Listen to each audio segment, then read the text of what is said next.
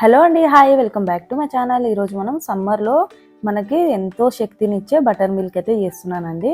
ఈ butter milk అనేది మనం రోజు ఒక గ్లాస్ తీసుకోవడం వల్ల మనకి పొట్టలో చల్లగా ఉంటుందండి. ఖచ్చితంగా ప్రతిరోజు ఒక గ్లాస్ తీసుకోవడానికి అయితే ట్రై చేయండి. ఈరోజు బటర్ మిల్క్ ఎలా చేయాలో చూపిస్తానండి. వీడియో మాత్రం ఎక్కడ స్కిప్ చేయకుండా పూర్తిగా చూసేయండి. ముందుగా ఇలా మిక్సీ జార్లోకి పెరుగు అయితే వేసుకోవాలండి.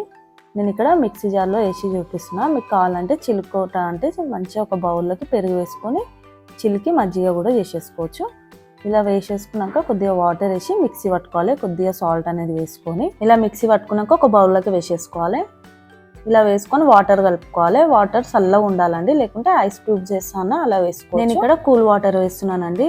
ఇక్కడ నేను చేస్తున్న బటర్ మిల్క్ అయితే ఒక 7 మెంబర్స్కి అయితే సరిపోతుందండి. అంత చేసిన ఇలా వాటర్ ఎన్ని కావాలో చూసి వేసుకున్నాక సాల్ట్ ఏమైనా కావాలంటే చూసి వేసుకోండి.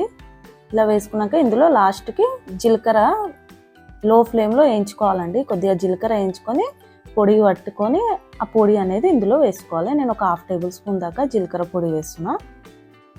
ఇలా వేసేసుకొని కలుపుకోవాలి. కలుపుకొని ఒక గ్లాస్లోకి సర్వ్ చేసుకుంటే ఎంతో టేస్టీ బటర్ మిల్క్ అయితే రెడీ అయిపోయిందండి.